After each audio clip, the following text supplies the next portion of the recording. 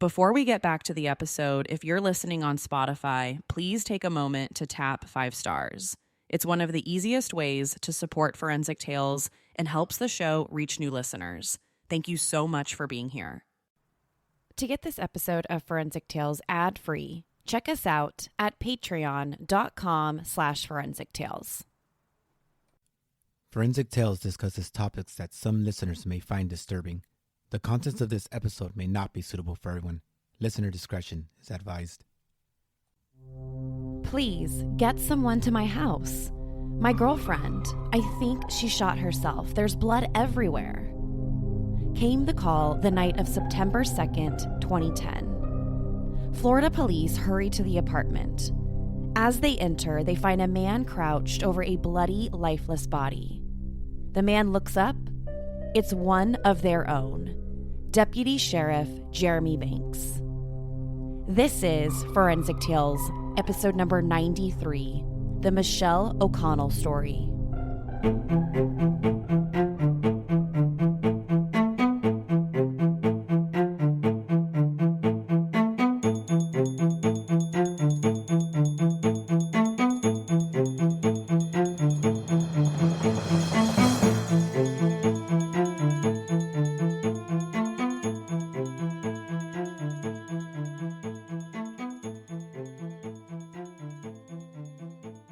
Welcome to Forensic Tales. I'm your host, Courtney Fretwell Areola. Forensic Tales is a weekly true crime podcast covering real, spine-tingling stories with a forensic science twist.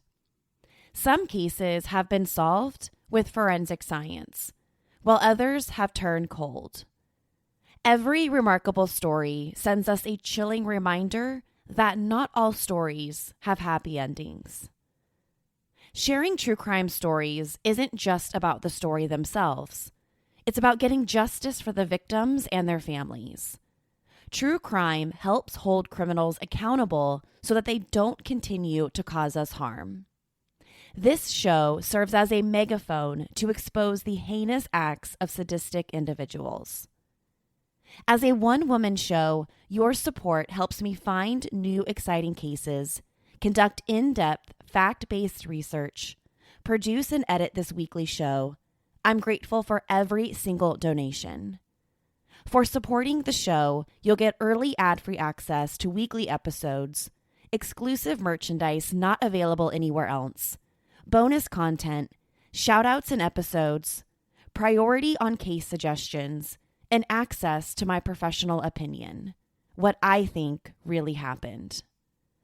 To learn more about supporting Forensic Tales, consider visiting our Patreon page at patreon.com/Forensic Tales, or by simply clicking the support link in the show notes. You can also support the show by leaving us a positive rating with a review. Please continue to tell your friends and family who love true crime about us. Now, let's jump right into this week's case.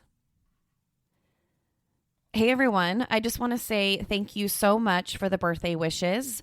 I celebrated my 32nd birthday over the weekend, and the highlight of the entire time was competing in the Orange County Olympic Distance Triathlon on Sunday morning, the day after my birthday. As I've mentioned in recent episodes of this show, my third Ironman triathlon is coming up in the next couple weeks at the end of the month. So just getting out there and competing, it felt really good to race again. I haven't been able to do any marathons or any triathlons in months because of COVID-19. So it was just really fun to get out there and see people getting to get together again and enjoy themselves and get a good race on. So the case we're talking about this week is the 2010 death of 24-year-old Michelle O'Connell. On September 2nd, 2010, first responders in St. Augustine, Florida, were dispatched to World Golf Village condo. The caller told the police, quote, "Please get someone to my house. My girlfriend. I think she shot herself. There's blood everywhere." End quote.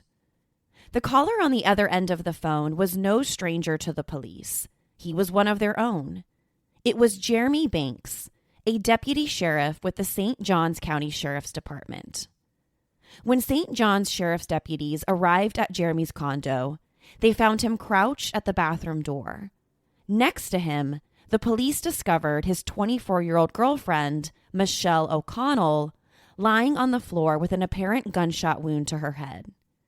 Next to her body was a pill of prescription medication, and on the other side of her body was a gun.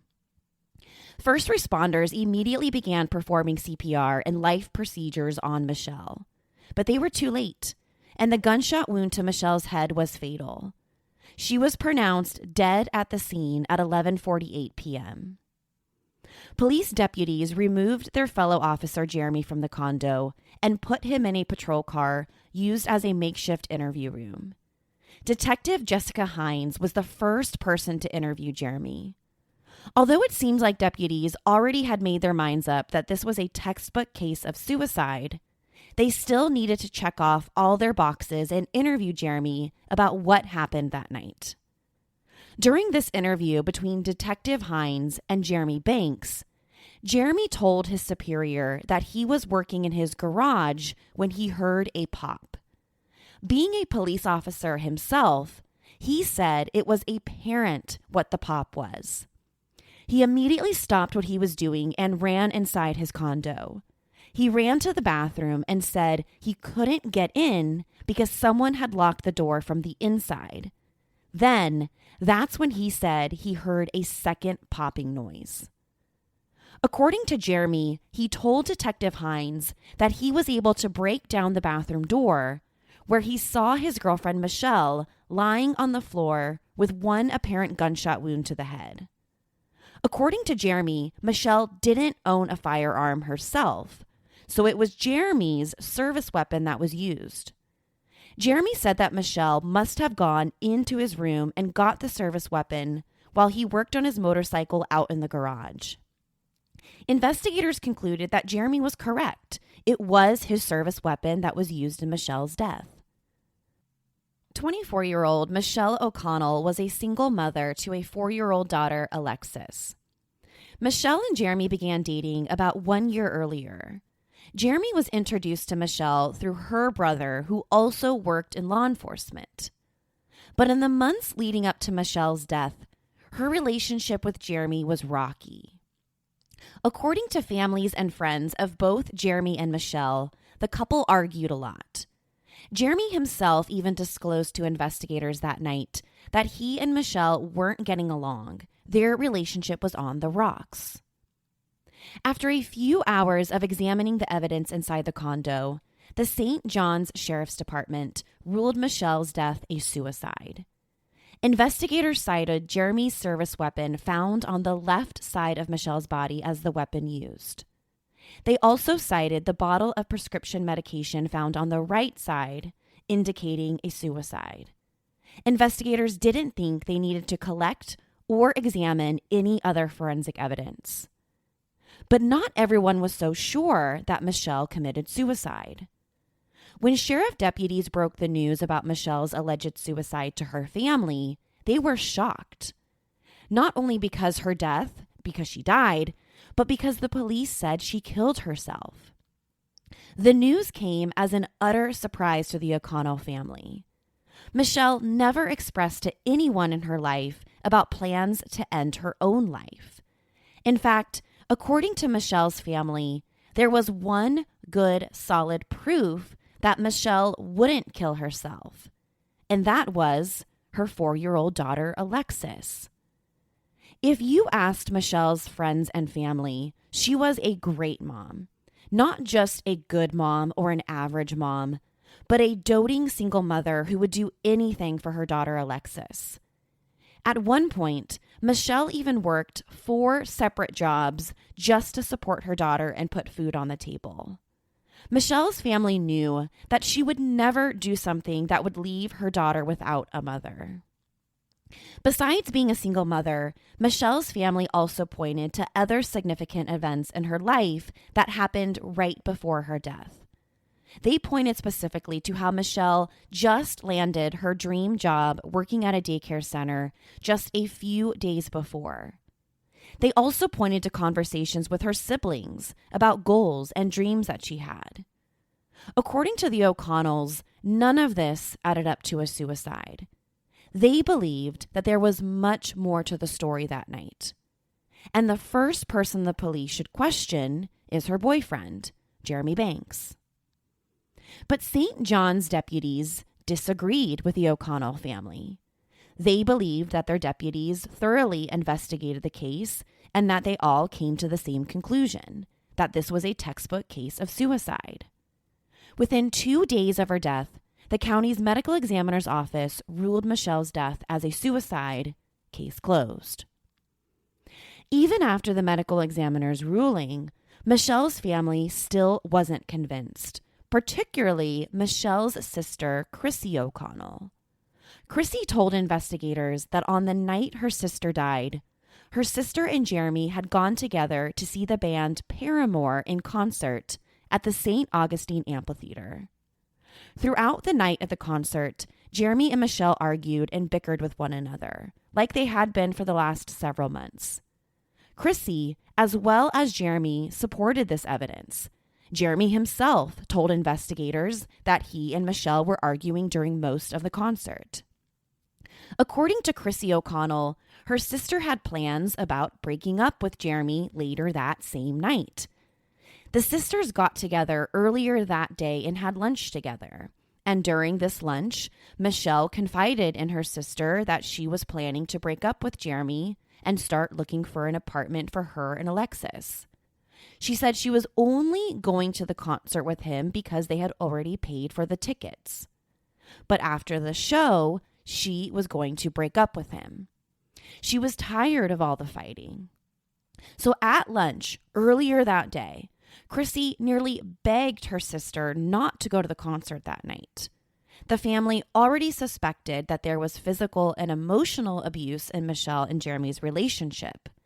So Chrissy told her sister to just forget about the Paramore concert. She didn't think it was a good idea, but Michelle insisted. According to Chrissy, Michelle told her, quote, "I paid for the tickets. I'm going. I'm breaking up with him. I'm starting my life over." She went on to tell her sister that everything was fine, that she was going to be okay. Chrissy admitted that after a little convincing, she was fine with Michelle going to the concert. And she felt better about the situation because she knew that her brother, Sean O'Connell, was also going with the couple to the concert. So she thought if there were going to be any issues that night between Michelle and Jeremy, at least their brother Sean was there to look after Michelle. That night, Chrissy babysat Michelle's 4-year-old daughter, Alexis, while the three of them and a few other friends went to the concert. Chrissy said that she started receiving text messages from Michelle shortly after the concert started.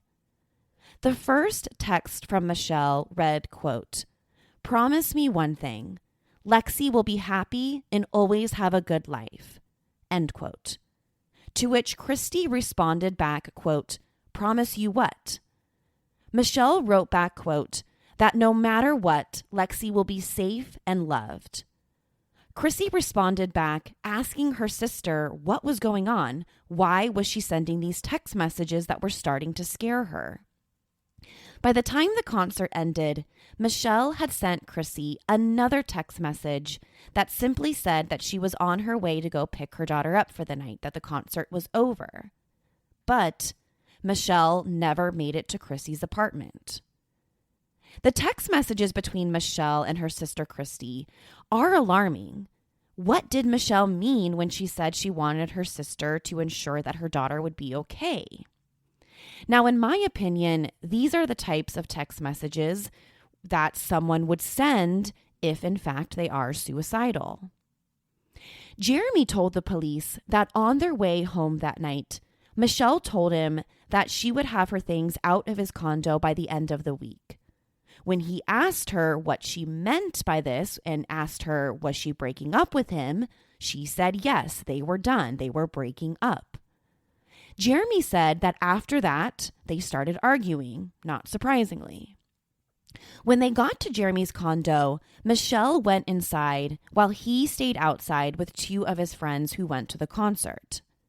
At some point, Jeremy said Michelle came back out of the condo to get a makeup bag from his truck. Then she went back inside. About 10 to 20 minutes later, Jeremy told the police that his two friends had left, and he decided that he didn't want to go back inside the condo just yet, so he decided to stay outside in the garage. He wanted to avoid getting into another fight with Michelle. Then, that's when he heard the gunshots. This episode of Forensic Tales is brought to you by Best Fiends. This fall is gonna be big. Now that everything is finally getting back to normal, people will be headed out for long overdue vacations. And that means people will be playing Best Fiends like crazy. Best Fiends is the 5-star rated puzzle game that's the perfect travel companion. I love it because with Best Fiends, the fun never ends. There are literally thousands of levels to play and tons of cute characters to collect. With thousands of fun puzzles to solve, there's something new every day. I am on level 110 right now, so I've got plenty more to go. Make the most of your fall downtime and spend some time with your favorite fiends. Visit the Apple App Store or Google Play for the free download.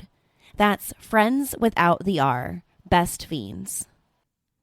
Although the St. John's Sheriff's Department refused to investigate Michelle's death as anything but a suicide, her family remained unconvinced. Michelle's family pointed to many signs that they believed proved that she didn't intend to kill herself. The first piece of evidence they pointed to was her appointment book found inside of her car. In the appointment book, she had written down that she signed up for a CPR training just 2 days later. She also wrote down plans she had with a friend of hers, a woman named Mindy Fox. So the family was arguing that someone who intends to commit suicide doesn't continue to make plans. The family also brought up concerns about the prescription pills that the police found next to Michelle's body. The St. John's Sheriff's Department said that the pills were proof that she intended to kill herself that night, whether it was going to be from a prescription pill overdose or by shooting herself with Jeremy's service weapon. But here's where this piece of evidence goes against what the police are saying. According to Michelle's family, the prescription pills didn't belong to Michelle. They belonged to Jeremy Banks. What was even more troubling was that the medical examiner found none of the prescription pills in Michelle's system during her autopsy, meaning she didn't ingest a single pill that night. Plus, all of the pills inside the bottle were accounted for. There wasn't a single missing pill. This discovery had the family believing that maybe Jeremy was the one who planted the prescription bottle that was prescribed in his name next to Michelle's body to further his claim of suicide. By this point, Michelle's family and friends were convinced that the reason why the St. John's Sheriff's Department wouldn't reopen the investigation was because there was a massive conflict of interest. Jeremy, Michelle's boyfriend, worked for the same law enforcement agency, the St. John's Sheriff's Department, the agency that was investigating the case. Anytime you have a case involving someone who works for the investigating agency, there's always going to be some sort of conflict of interest. That doesn't mean that the investigating officers can't do their jobs fairly or without bias, but there's an inherent conflict of interest in these types of cases. You've got Jeremy telling his fellow officers that Michelle killed herself. The police only investigated the case for a couple of hours before calling her family. And then within 48 hours, the medical examiner closed the case as a suicide. So right away, the O'Connell family had their concerns about this. Not only because they didn't think Michelle killed herself, but because it was Jeremy's own employer who was doing the investigating.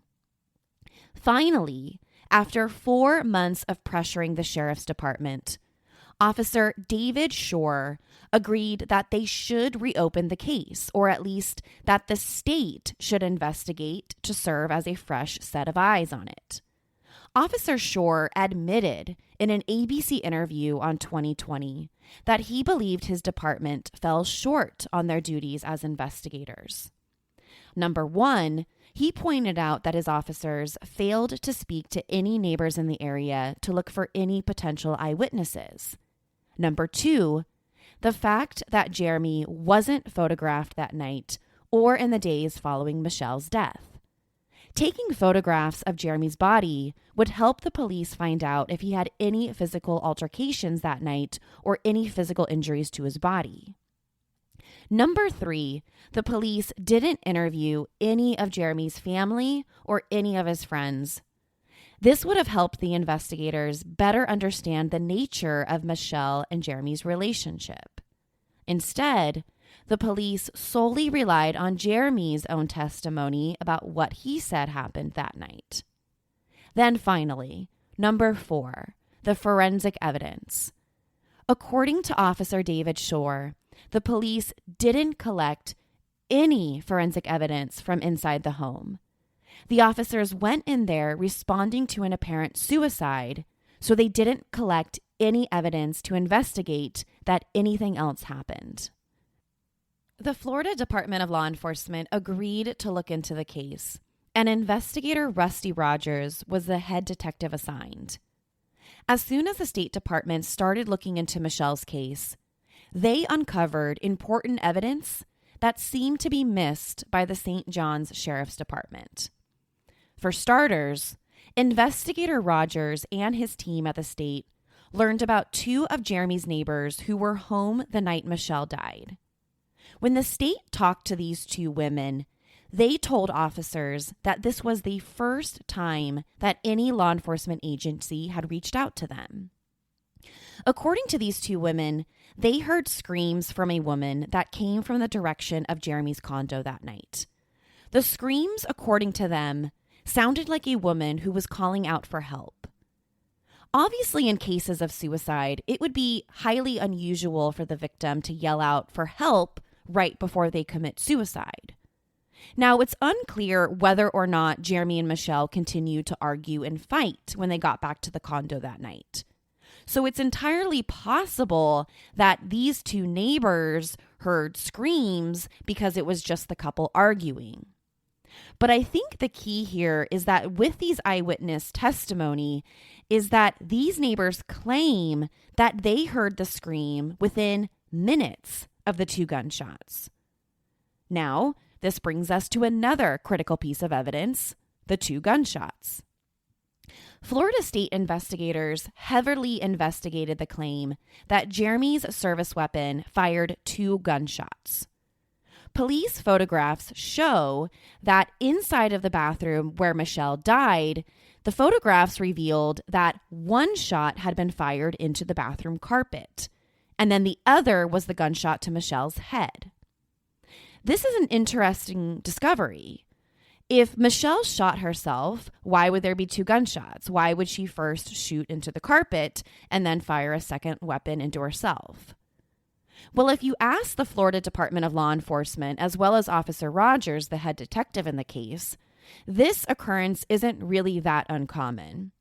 They've seen a handful of cases where a suicide victim fires what they call a test shot before the fatal shot. So these two gunshot theories, or we'll just call it the two gunshot theory, can be explained by arguing that Michelle first fired a test shot into the carpet before turning the gun on herself, ultimately proving to be the fatal gunshot wound. The two gunshot theory can also be explained another way. Michelle's family would probably argue that the two gunshots prove that Michelle didn't kill herself. Instead, they suggest Jeremy and Michelle were in some sort of physical struggle. Jeremy fired the gun once, hitting the carpet and missing Michelle, then fired a second time. This time, hitting Michelle in the head and killing her. Remember, there's no dispute here over whether or not that the gun was fired twice that night. You've got Jeremy telling the police that he heard two shots. The two neighbors heard 2 gunshots. Then you've got the physical evidence that supports all 3 stories. The police did recover the second bullet from the carpet. So it's either Michelle fired a test round before killing herself, or someone else handled Jeremy's service weapon. The next case surrounding the gun was whether or not Michelle could have shot herself based on where the gun's shell casings landed. Again, this was a test that the local sheriff's department did not perform 4 months earlier. So Officer Rogers at the State Department called in a crime scene reconstructionist to perform a field test to determine if suicide was possible based on where the shell casings landed, or if someone else could have shot her. What this crime scene reconstructionist did and what they concluded was that the location of the shell casings were not consistent with suicide. In fact, where they were found was consistent with a homicide. After performing this test, this particular expert concluded that it was physically impossible for the shell casings to land where they did if Michelle shot herself. He also reported that the gun was found by Michelle's left hand, even though she was right-handed. Now, we know it's not impossible to shoot yourself using your non-dominant hand. It's entirely possible. But what this expert is saying is that this does rise to a level of suspicion that maybe she didn't shoot herself. This expert hired by the state also said that there was no blood found on the gun itself, which would be unusual if Michelle had used it to shoot herself.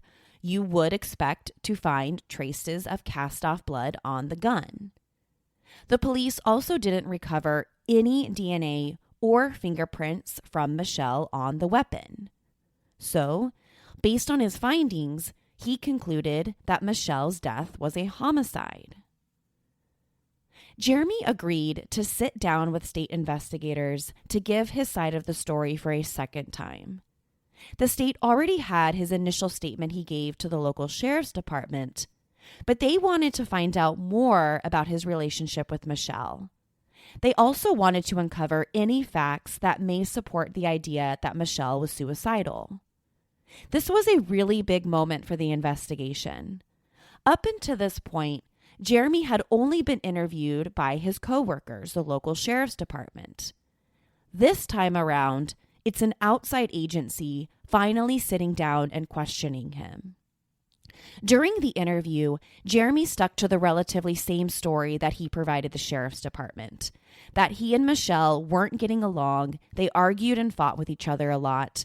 He admitted that they did fight before, during, and after the Paramore concert. But Jeremy revealed one key detail that he hadn't during his initial police interviews. He admitted to state investigators that he physically hit Michelle on one previous occasion. But according to Jeremy, this was an isolated incident, and since then, he's never done it again. This admission to state investigators was no surprise to Michelle's family. They had been arguing all along that Jeremy had been physically and emotionally abusive towards Michelle, and that was one of the reasons why she told her sister that she was planning to break up with him. While Officer Rogers is interviewing Jeremy, he hires the University of Florida Child Protective Team to sit down with Michelle's 4-year-old daughter, Alexis. The plan was to interview Michelle's daughter to find out what she knew about her mother's relationship with Jeremy. For example, did she witness any type of physical abuse? And what Alexis had to say was very interesting. Alexis told investigators that she did see her mom and Jeremy fight. During the interview, she referred to Jeremy as, quote, a bad person who fights with my mom, end quote. She even said that Jeremy hit Michelle during a fight with a belt one time. Now, this, of course, is a 4-year-old's testimony. we don't exactly know what that means when she says things like, a bad person who fights with my mom. We don't know exactly what that means. Does it mean he's physically hitting her?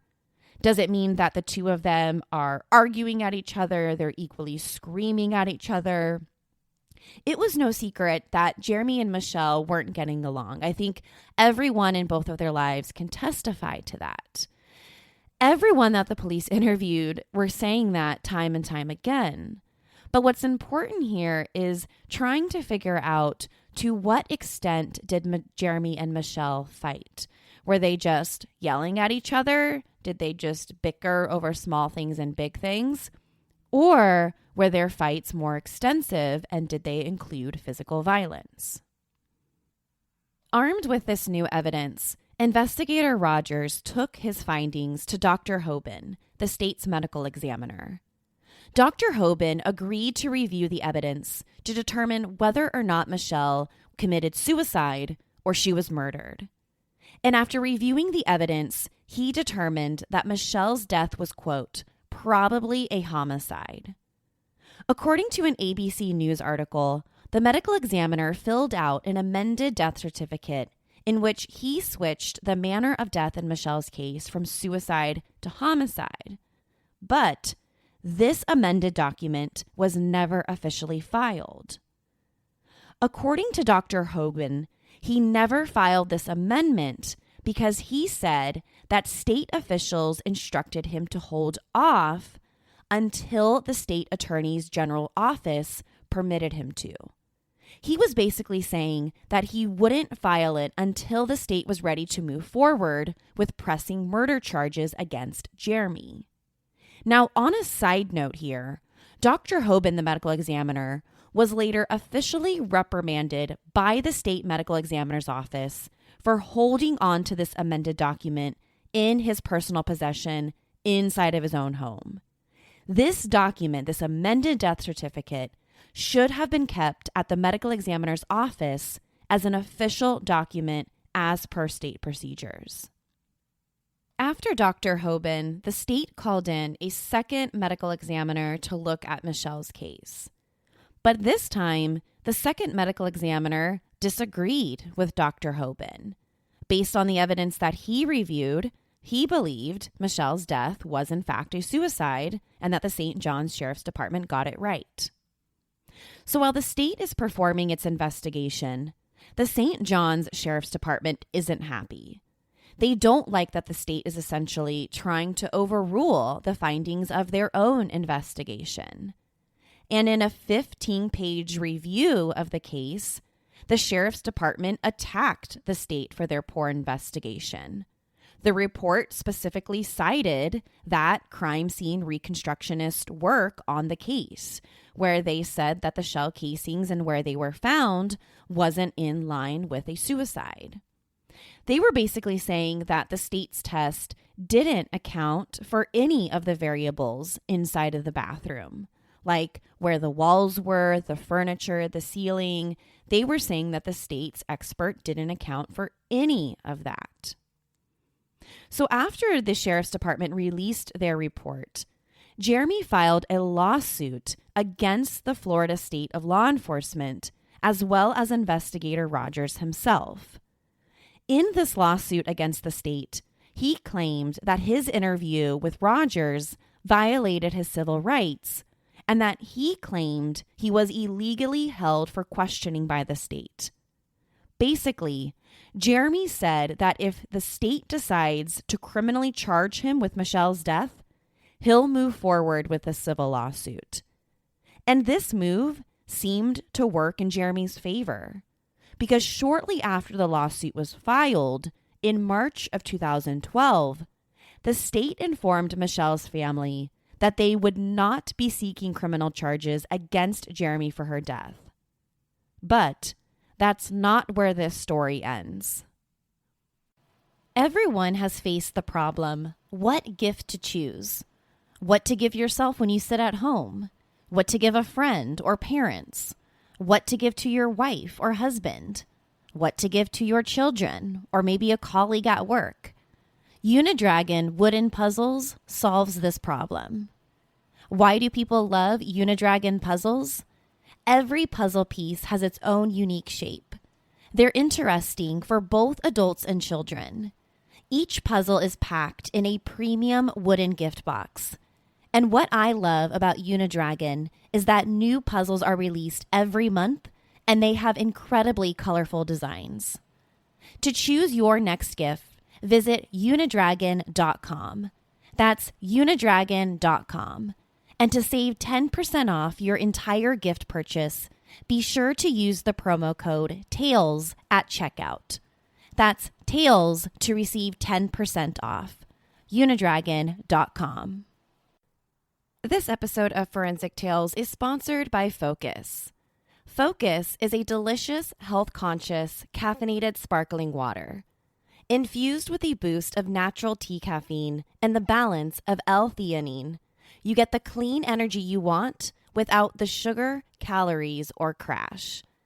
I love it because it has 75 milligrams of caffeine, but has 0 sugar, 0 calories, and 0 sweeteners. Focus has been my go-to drink when it's time for a quick pick-me-up while researching cases for the show. Go to drinkfocus.com to find the full lineup of flavors and get them delivered right to your door. Focus. PHOCUS. To get 15% off your order, don't forget to use the promo code TAILS at checkout. That's promo code TAILS to get 15% off. In June 2016, over 5 years after Michelle's death, there was an update in the case. Michelle's family received permission from a Florida court to have her body exhumed. The plan was to have the body exhumed so that a second autopsy could be performed. The family asked Dr. William Anderson, a forensic pathologist and former medical examiner of Orange County, Florida, to perform the autopsy. During Dr. Anderson's examination of X-rays taken during Michelle's first autopsy, he discovered several injuries to Michelle's body that weren't noted in the first official report. He specifically pointed to 2 injuries on her body, which he described as fractures to Michelle's jawbone. He believes the X-rays showed that Michelle's jawbone was broken in 2 pieces, suggesting a fracture. It's difficult for Dr. Anderson to say whether this injury is consistent with suicide or not. But the bigger question is, why was this injury to Michelle's jawbone left out of the official autopsy report? According to Dr. Anderson, it doesn't matter whether this type of injury is significant or not. It still should be noted in the official report. It's just not good medical practice. Now, I'm going to read a quote by Dr. Anderson. It's a little long, but I want to make sure that I get this right. This is what he said in an ABC News article. Quote, "The primary concern is what does the actual evidence show? And this actual evidence was a gunshot wound to the mouth that put a hole in the tongue, but didn't do any other damage to the teeth, to the gums, to the floor of the mouth, the very soft tissue that basically wouldn't have been destroyed if there had been enough force from the blast to break the jaw.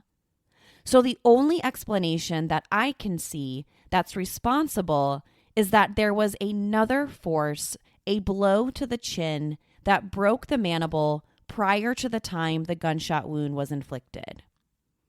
My findings are that there was a blunt force to the chin that rendered her at least some degree impaired, her mental status from the blow, and that the gun was then in the mouth and discharged, and that the gun blast from the muzzle did not cause the fracture. In other words, that blow would explain it. That blow to the chin, gun inside, would explain everything." He continued, "It would explain the fracture. It would explain the fact that there's no expansion injury to the jaw. It would explain why the tissues are still in place except for the tongue. And there's nothing really in the findings that would contradict that theory." End quote. What Dr. Anderson is saying is that it's possible a gunshot wound like this would cause a jawbone to break, but that's not what the evidence in this case tells him. This evidence was presented to the St. John's Sheriff's Department, who investigated Michelle and Jeremy's case. And this is what Jeremy's attorney had to say about it. If Michelle had been hit, as Dr. Anderson and Michelle's family suggest, you would expect to find bruising on her body. But there wasn't any bruising on the body. To combat this, Dr. Anderson reported to ABC News that he's conducted almost 9,000 autopsies over the course of his career, and according to him, if you die quickly, there won't be any bruising. Even though Michelle's family had her body exhumed and had Dr. Anderson review the case, where he found that Michelle's jawbone may have been fractured before the gunshot wound, the investigation into her death remains closed. The state and local sheriff's department refused to reopen the case, and Jeremy has never been officially charged with Michelle's death. So where does the case stand now? Well, in 2018, a judge ruled that investigator Rogers from the State Department of Law Enforcement had probable cause to detain and interview Jeremy. This same judge, in his ruling, dismissed the civil case Jeremy filed and ruled in the state's favor. Following Michelle's death and subsequent investigation, Jeremy Banks remained a deputy within the department. According to his lawyer's statement, quote, "Michelle's death has completely ruined his life," end quote. His attorney says that Jeremy will still leave the house and have people scream at him that he's a murderer and that he killed Michelle. Over the years, countless large news organizations have criticized the sheriff's department about how they handle the case. The New York Times published an article that highly criticized the department for how they handled valuable forensic evidence. The article talks about possible wounds to Michelle's face that suggest they were defensive wounds. The New York Times also points out that Michelle's DNA and fingerprints weren't recovered from the gun that she allegedly used to kill herself with. To this day, Jeremy Banks maintains his innocence. He adamantly denies causing any physical harm to Michelle. He says he didn't kill her, and again, he's never been charged. Now here's where things get a little stranger. In January 2019, police responded to another St. Augustine condo, a condo within the St. John's Sheriff's Department jurisdiction. The condo allegedly belonged to a self-proclaimed internet sleuth who was researching Michelle's case. This particular internet sleuth seemed to believe that Michelle's death wasn't a suicide and that Jeremy was responsible for her murder. St. John's Sheriff's deputies were called to the condo on reports that this person's death was, quote, suspicious. This person's death is reported as a homicide. But at the time of this recording, the case still remains open. Will the St. John's Sheriff's deputies be able to solve this one? Only time will tell. To share your thoughts on the death of Michelle O'Connell, be sure to follow the show on Instagram and Facebook at Forensic Tales. Do you agree with how the police handled the death as a suicide? Or do you think the police made huge mistakes when they handled the forensic evidence? To hear my personal thoughts on the case, sign up to our Patreon at patreon.com/forensictales. To check out photos from the case, be sure to head to our website, forensictales.com. Don't forget to subscribe to Forensic Tales so you don't miss an episode. We release a new episode every Monday. If you love the show, consider leaving us a positive review or tell friends and family about us. You can also help support the show through Patreon. Thank you so much for joining me this week. Please join me next week. We'll have a brand new case and a brand new story to talk about. Until then, remember, not all stories have happy endings. Forensic Tales is a Rockefeller audio production. The show was written and produced by me, Courtney Fretwell Areola. For a small monthly contribution, you can help create new compelling cases for this show, help fund research, and assist with production and editing costs. In addition, for supporting the show, you'll become one of the first to listen to new ad-free episodes and snag exclusive show merchandise not available anywhere else. To learn more about how you can help support the show, head over to our Patreon page at patreon.com/forensictales, or simply click the support link in the show notes. You can also support the show by leaving us a positive review or spreading the good word about us. A true crime friend of yours is a true crime friend of ours. Forensic Tales is a podcast made possible by our Patreon producers, Tony A., Nicole L., William R., David B., Sammy, Paula G., Selena C., Nicole G., and Megan M. If you'd like to become a producer of the show, head over to our Patreon page or send me an email at courtney@forensictales.com to find out how you can become involved. For a complete list of sources used in this episode, please visit forensictales.com. Thank you so much for listening. Your support means the world to me. I'll see you next week. Until then, remember, not all stories have happy endings.